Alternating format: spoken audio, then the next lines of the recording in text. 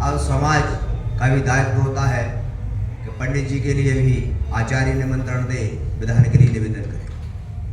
हो गया महाराज? कब हुआ? हमारे सामने तो नहीं हुआ।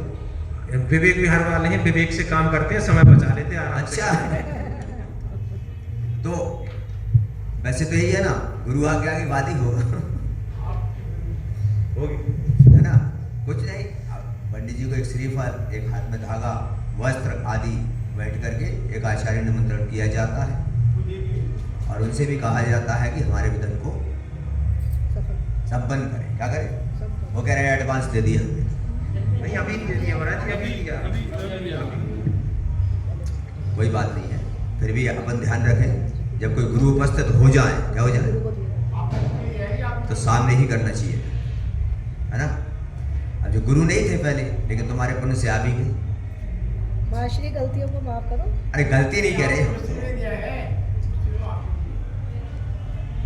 चलिएगा। कितने मिनट बोलना है? हाँ, और क्या, सेकंडों में बोलना है, मिनटों में बोलना है, घंटों में बोलना है? अरे सुनने वालों को ऊपर है, इसके ऊपर, है ना?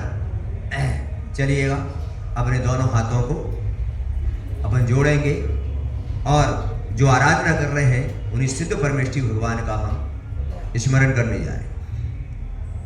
ओम नमः सिद्धेभ्यः।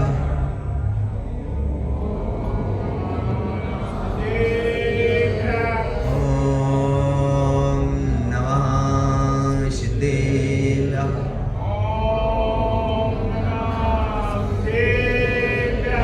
ओम नमः सिद्धेभ्यः।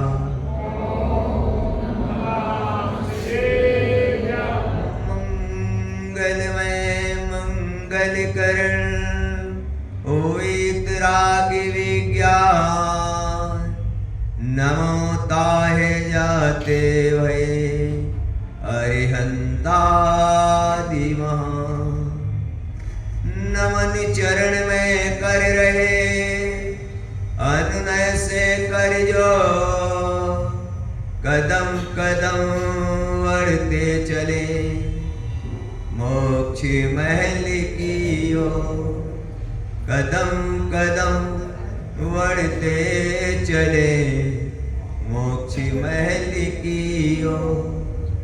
जिनके दर्शन से कटे जन्म जन्म के पाप, जिनकी वाणी से मिटे भव भव के संताप। ऐसे उज्जवल ज्ञानी में जिन वाणी उर्धार, आदि वीर महावीर को वंदो बारंबार। आदि वीर महावीर को वंदो बारंबार। अरे अनंता अनंत सिद्ध परमेष्ठी भगवान की। क्या करने जा रहे हैं हम? है? और आवाज, जयकारे में आवाज है? कितनी थी? ऐसा लग रहा था मुझे तो, ऐसा लग रहा था मुझे तो कि कभी कोई भी व्यक्ति बीमार होता है ना हॉस्पिटल में, कहां पर बोलो ना, और तुम जब उसको पूछने जाते हो भैया कैसे हो, तो कहते ठीक है। तो यहाँ पर सिद्ध चक्र महामंडल निधान की आराधना जब करने जा रहे हैं तो जयकारा भी इतनी जोर से कि हमारी आवाज सिद्ध सदा तक। तभी तो अभी पंडित जी ने कहा ना अपन सबको कहाँ जाना है, तो जाने के लिए पहले क्या करना पड़ेगा? वो करेंगे जय। सभी लोग दोनों हाथ ऊपर करेंगे और फिर जयकारा।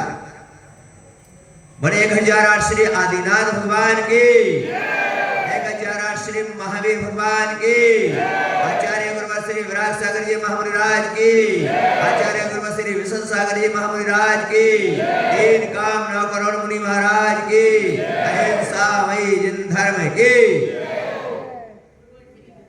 बोले छुल्लक श्री विगुण सागर जी महाराज की।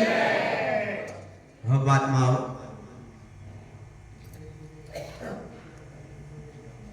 हम सभी भगवान के समोषण में विराजित भगवान की देशना को सुनने के लिए, उस कल्याणकारी जिनवाणी को हृदय में धारण करने के लिए आज हम विवेक विहार में आदिनाथ भगवान के समोषण में विराजित। इस आत्मकल्याण करने के लिए यहां पर देखें, विचार करें अपन कि विधान तो यहां पर पहले से ही तुम्हारा बना हुआ था, पहले से ही फिक्स था। पंडित जी से विधान को संपन्न करने के लिए यहां पर उपस्थित।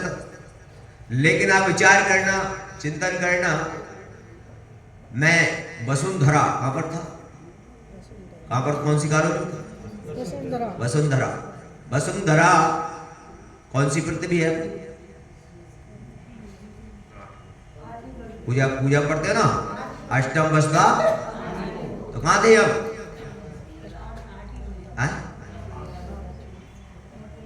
अब सिद्ध बनने की बात चल रही है ना, किसकी? तो सिद्ध बनने की बात तो वही तो बता रहे, वहां पर विराजमान थे। हमने कहा अब सिद्ध बनने के लिए क्या करना? तो सोचा कि विवेक पूर्वक सिद्धों के गुणगान करें। क्या करें? क्या पूर्वक? तो कहां पर आ गए? समझदार हो तुम क्या? इस मामले में तो ज्यादा ही है महाराज। हाँ, वही तो, समझदार है। तो वहां से चले और चलकर विहार करते, अकस्मात ही ऐसा संयोग बना, और संयोग ये बना कि तुरंत ही यहाँ के सारे अध्यक्ष, मंत्री, ट्रस्टीगण पहुंच गए और उन्होंने निवेदन किया। और हमने कहा, विचार किया कि सिद्धों के गुणगान जहां हो रहे हैं, जहां सिद्ध बनने की प्रक्रिया चल रही हो, और वो भी विवेक विहार में, जहां पर सब विवेकशील ही श्रावक निवास करते हैं। कौन से विवेकशील श्रावक यहाँ निवास करते हैं और वहां पर चलते हैं, और चलकर अपन भी सिद्धों के गुणगान करेंगे। और हमारा भी इस प्रकार का भाव बना, और तुम्हारे साथ हमको भी सिद्धों के गुणगान करने का क्या मिल गया? किसके साथ? किसके साथ मिल गया? बाबा जी कह रहे हैं हम विवेकशीलों के साथ। अब यहां पर सिद्धों बनने के लिए हम विचार करते हैं, अपन आज चिंतन करते हैं, सोचते हैं। सिद्ध बनने के लिए शास्त्रों में 14 गुणस्थानों का वर्णन है। कौन से गुणस्थान में जाके बनते हैं सिद्ध? 14वें गुणस्थान। और यहाँ पर आज हमारा ये विधान शुरू होने जा रहा है। क्या? और विधान जब शुरू होने जा रहा है, तब विधान शुरू होने के लिए आचार्य कहते हैं बहिरात्मा, अंतरात्मा और परमात्मा। क्या कहा? और परमात्मा। अब यहाँ पर सिद्धों की बात चल रही है, तो मिथ्यात्व गुणस्थान से लेकर अब विचार करना 14वें गुणस्थान का वर्णन यहां पर होगा। आपके 8 दिन में इस सिद्ध चक्र विधान में जो भी उपदेश मिलेगा, आपको विदित कराया जाएगा कि ये जीव पहले गुणस्थान से और 14वें गुणस्थान में पहुंचकर किस किस प्रकार से कर्मों की निर्जरा करता हुआ आगे बढ़ता चला जाता है। अब आपको सिद्ध बनना है। क्या बनना है? बनना है कि नहीं? कौन से गुणस्थान में चलेंगे?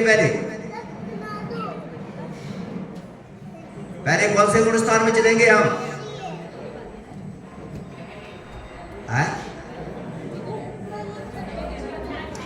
विचार करें, अभी चिंतन करें। अभी पंडित जी आपको संकल्प करा रहे थे। क्या करा रहे? किस बात का? आपको बता रहे थे कि आप इन चीजों का त्याग करिए।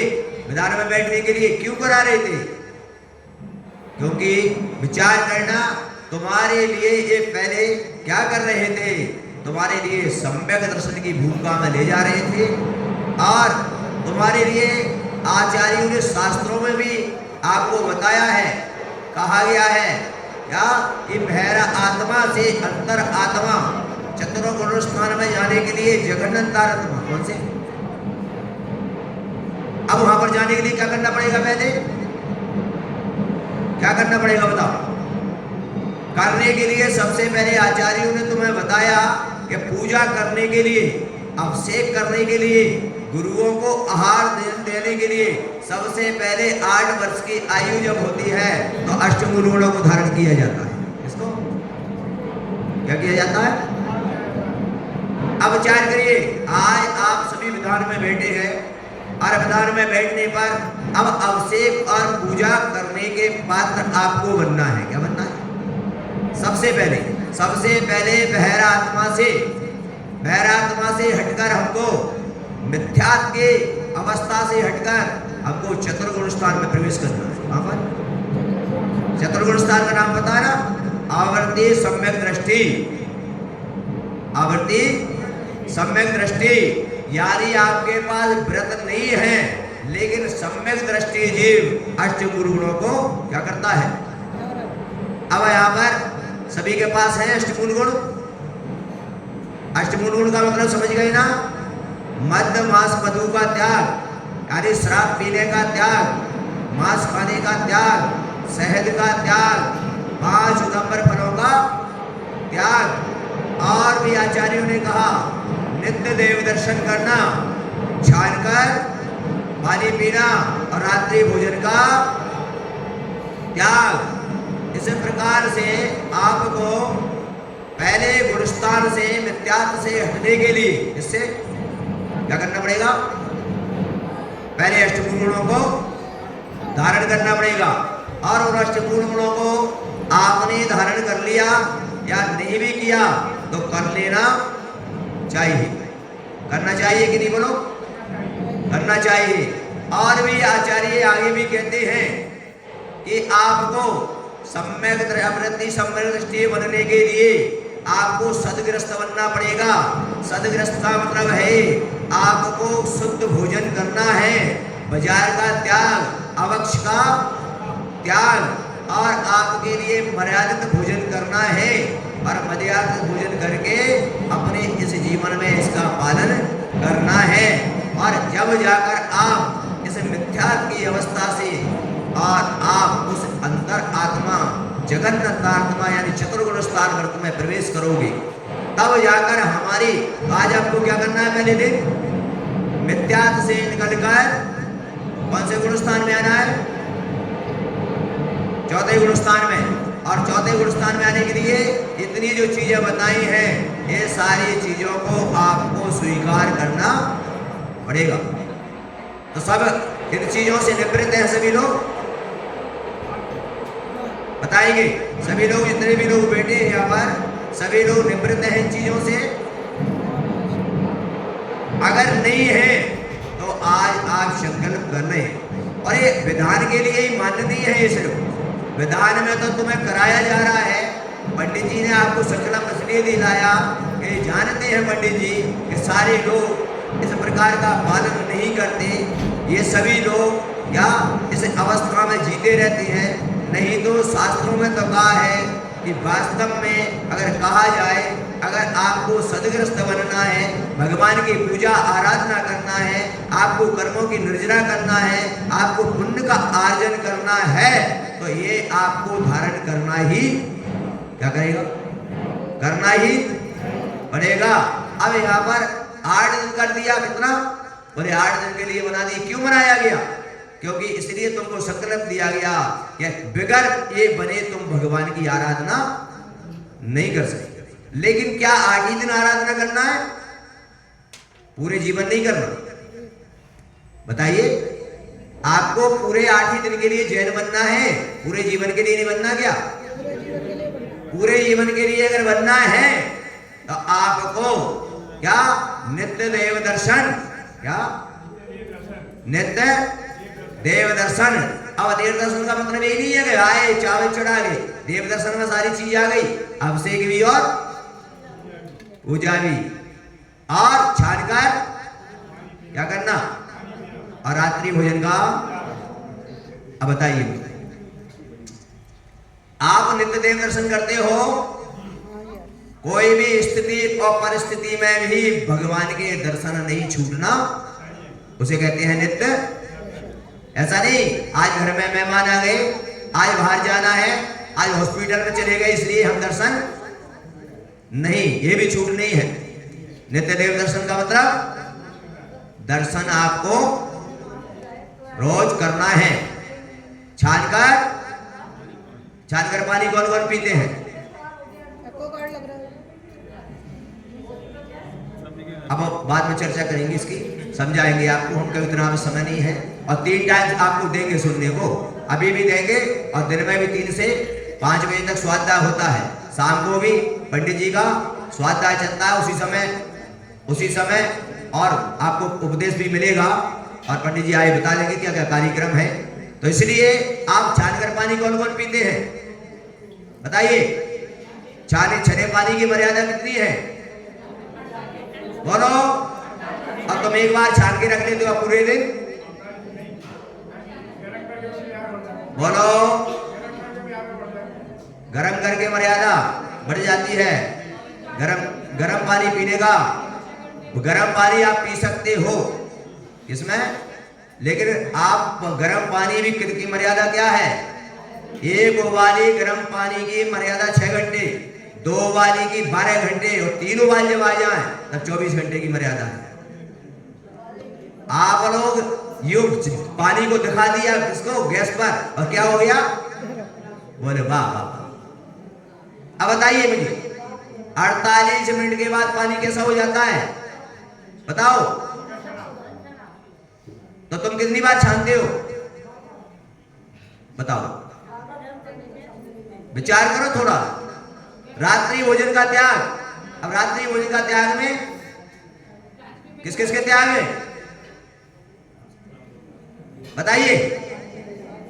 एक व्यक्ति आया, महाराज रात्रि भोजन का त्याग है। मैंने कहा रात्रि भोजन का त्याग है?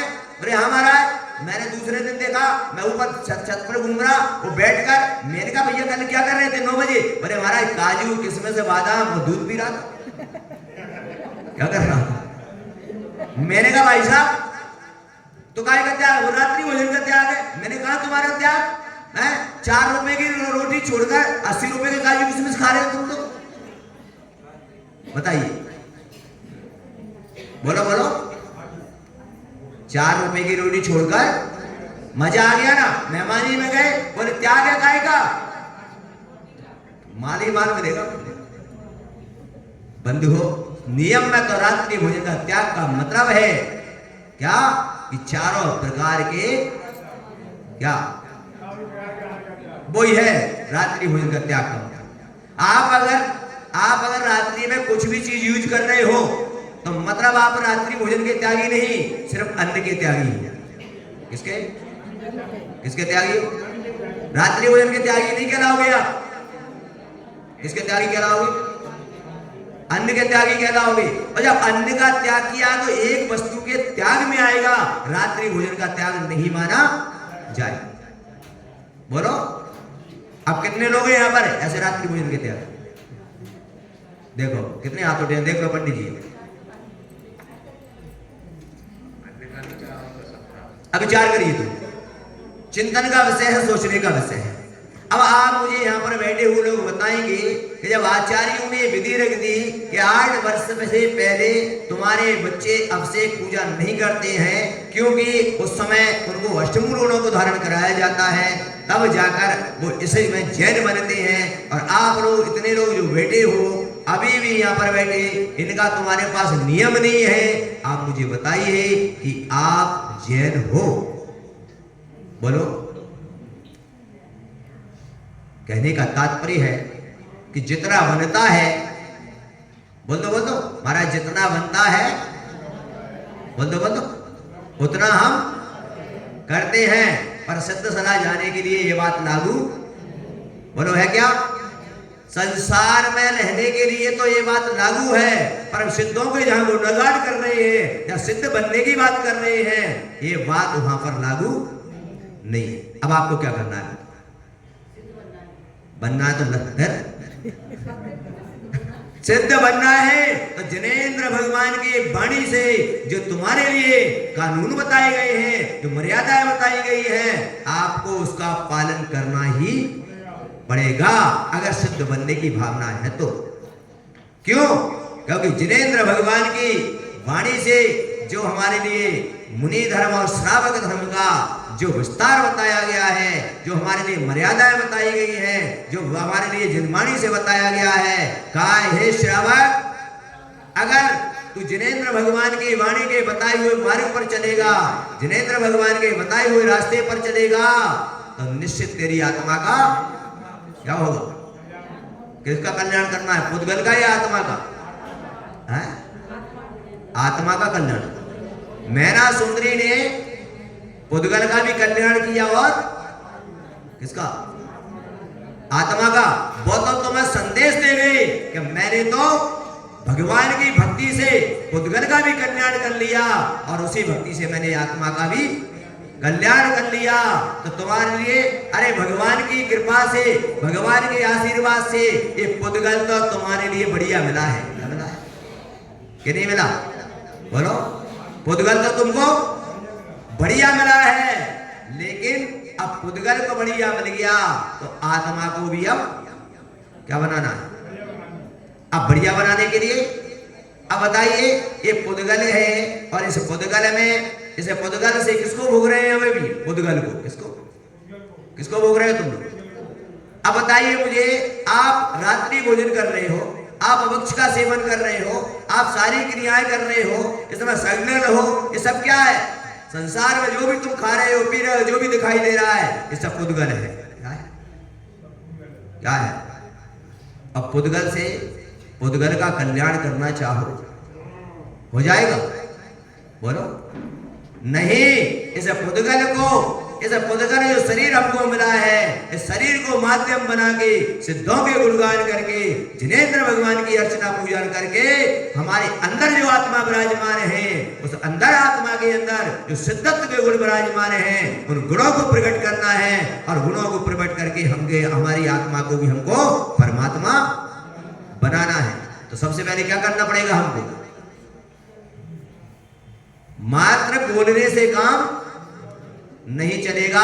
यहाँ पर मंदिर में आकर हमें पूजा करेंगे, द्रव्य चढ़ाएंगे, यहाँ पर सारे कार्य करेंगे, मात्र इतने से काम नहीं चलेगा। इनकी आराधना करने के साथ साथ हमारे लिए क्या करना पड़ेगा? उन गुणों को प्रकट करने के लिए उस सबसे पहले 4 आराधना जो होती है, दर्शन, ज्ञान, चारित्र, तप आराधना, इन 4 आराधनाओं के माध्यम से हम उन गुणों को क्या कर पाएंगे? प्रकट कर पाएंगे, प्राप्त कर पाएंगे। अब सबसे पहले दर्शन आराधना क्या है? अब दर्शन आराधना के लिए सबसे पहले सम्यक दर्शन प्राप्त करना। क्या करना? क्या प्राप्त करना? अब सम्यक दर्शन प्राप्त करने के लिए सबसे पहला सूत्र है कि देव शास्त्र गुरु पर क्या करना? अब कितने लोग हैं यहाँ पर बैठे हुए जो देव शास्त्र गुरु पर अटल श्रद्धा रखते हैं? देव शास्त्र गुरु के अलावा किसी के आगे भी अपना सिर नहीं झुकाते। किसके अलावा? देव शास्त्र गुरु के अलावा किसी के आगे क्या नहीं झुकाते? सिर नहीं झुकाते हैं। ऐसे कितने लोग हैं, ऐसे सम्यक गुरु। सबसे पहला आज का सूत्र कि देव शास्त्र गुरु पर हम श्रद्धा करें। जो सर्वज्ञ हैं, वीतरागी हैं, दुर्देशी हैं, 18 दोषों से रहते हैं, ऐसे देव ही हमारे देव हैं। इनके अंदर ये लक्षण नहीं है, वो हमारे देव नहीं है। बोलो। जो भगवान की दिव्य देशना से जो हमें बताया गया है, जो हमारे पूर्व आचार्यों ने, हमारे वर्तमान आचार्यों ने हमारे लिए शास्त्रों में जो लिखा गया है, वही हमारे शास्त्र हैं। कौन है?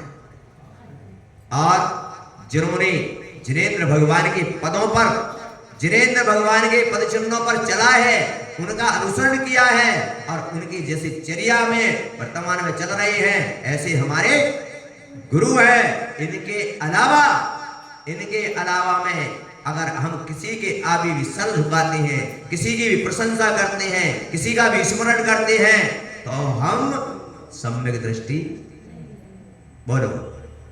तो सबसे पहले सिद्धों के गुणगान करने के लिए हम यहाँ पर उपस्थित हुए हैं और हमें सबसे पहले विचार करना है कि हमारी आत्मा को भी सिद्ध सलाह पर विराजमान करना है। तो सबसे पहले बहर आत्मा को क्या करना पड़ेगा बोलो?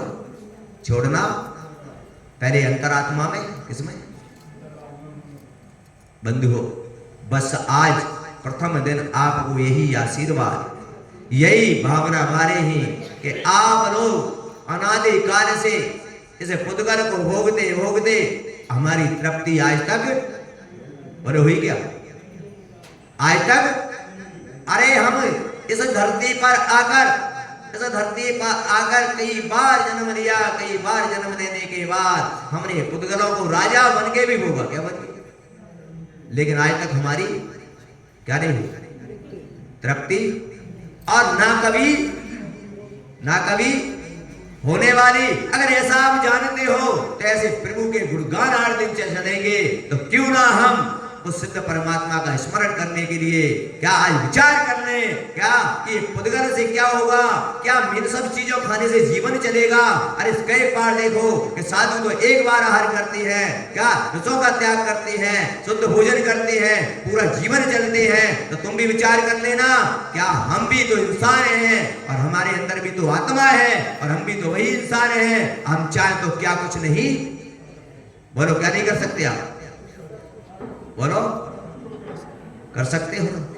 तो मेरा आपसे निवेदन है, अभी पंडित जी ने कहा कितने लोग 8 दिन बैठेंगे, कितने रहेंगे? मैं तो कहता हूं कि आप अगर जीवन के अंदर में सिद्ध बनने की भावना रखते हो तो इस संसार के खाना पीना कमाना धन दौलत इस सारी चीजों में कहां रम रहे हो? जब आराधना हो रही है तो मैं तो कहता हूं पूरे विवेक विहार वाले 8 दिन तक सब कार्यों को छोड़कर सिद्धों की आराधना में लग जाओ, तुम्हारी आत्मा का कल्याण होगा।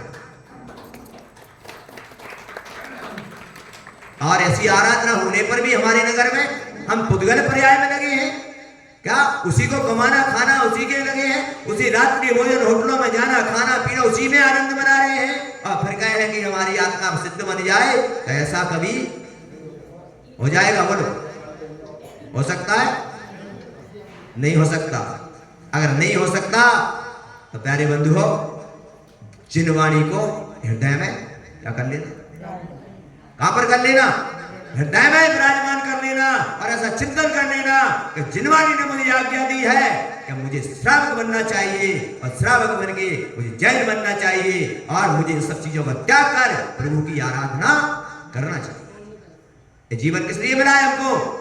भोगों के लिए नहीं मिला है जीवन। ये जीवन मिला है आत्म कल्याण के लिए। किसके लिए? धर्म के लिए। किसके लिए मिला?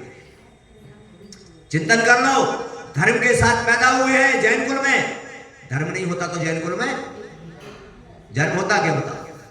धर्म के साथ पैदा हुए हैं, धर्म के साथ जिएंगे और धर्म करते करते हम दुनिया से ऐसा संकल्प क्या इस संसार की उसमें उलझे हुए।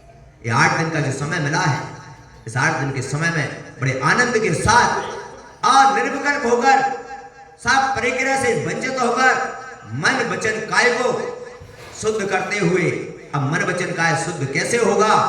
अरे सबसे पहले काय से हम आएंगे। किससे? अरे मंदिर चल के काय से आएंगे और जब यहां पर उच्चारण करेंगे अपने वचनों से तो मन तो अपने आप पवित्र होता चला जाएगा और जब मन पवित्र हो जाएगा तो हमारा कल्याण भी पहले काय से तो आए। किससे? और काय से नहीं आओगे तो? इसलिए आज इतना ही, फिर अपन आगे चर्चा करेंगे। आज मिथ्यात्व गुणस्थान से हम निकलकर इन सब चीजों का त्याग कर ऐसा सम्यक को धारण करें, देव शास्त्र गुरु के अलावा किसी को क्या ना करें, नमस्कार ना करें। और ऐसा आज संकल्प करके हम चौथे गुणस्थान में प्रवेश करेंगे और प्रवेश करके हम सम्यक दृष्टि की आगे की परिभाषा कल से हमारे आगे आगे गुणस्थानों के स्तर से चलता जाएगा।